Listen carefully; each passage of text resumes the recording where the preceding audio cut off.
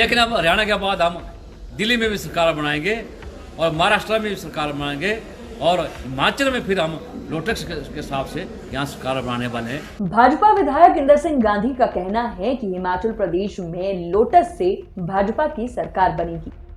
ये अलग बात है कि इससे 2 दिन पहले ही नेता प्रतिपक्ष जयराम ठाकुर ने कहा था कि सुक्खू सरकार पर आए संकट के पीछे भाजपा का मिशन लोटस नहीं था। आप खुद ही सुन लीजिए।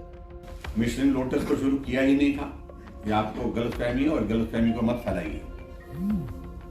अपने ही कर्मों से उनकी सरकार टूटने के कगार पर आ गई थी, बच गई है। बहरहाल राज्यसभा चुनाव प्रकरण के बाद भाजपा का मिशन लोटस फेल हुआ या नहीं, इससे जरूरी सवाल ये है कि क्या भाजपा फिर मिशन लोटस की तैयारी में है।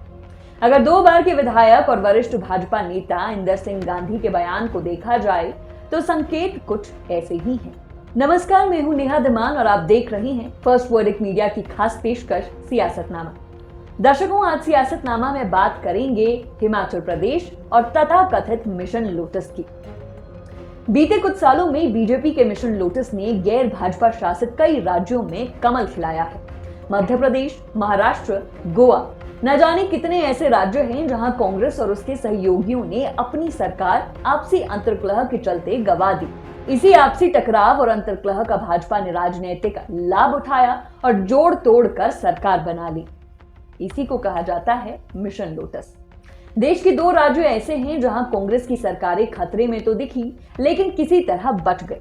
पहला राजस्थान, जहां सचिन पायलट और उनके समर्थकों की नाराजगी के बावजूद किसी तरह अशोक गहलोत सरकार को बचा गए। हालांकि वहां कभी सचिन पायलट और भाजपा के बीच कोई कनेक्शन साबित नहीं हुआ, पर कई राजनीतिक माहिर इसे मिशन लोटस के फेल होने के तौर पर देखते रहे हैं। दूसरा राज्य है हिमाचल प्रदेश।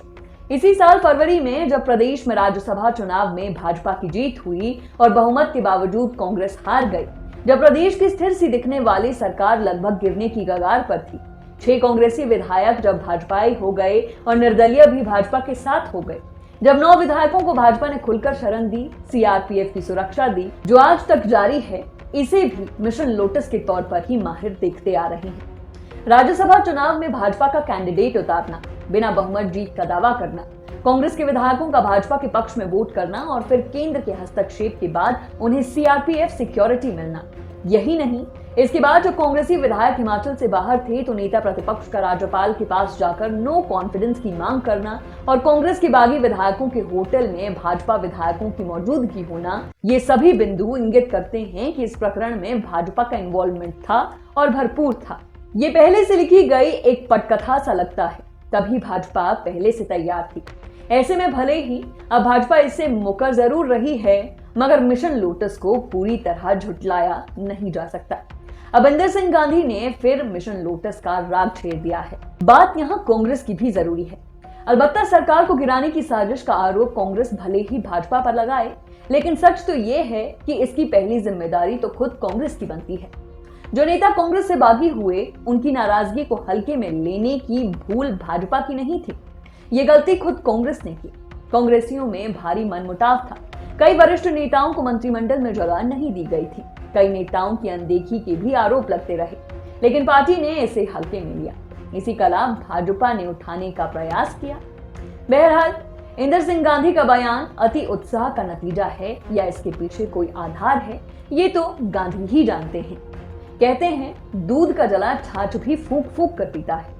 उम्मीद है कांग्रेस और सीएम सुक्खू भी अब कुछ हल्के में नहीं ले रहे होंगे, क्योंकि अब चूक की कोई गुंजाइश कांग्रेस के पास है ही नहीं।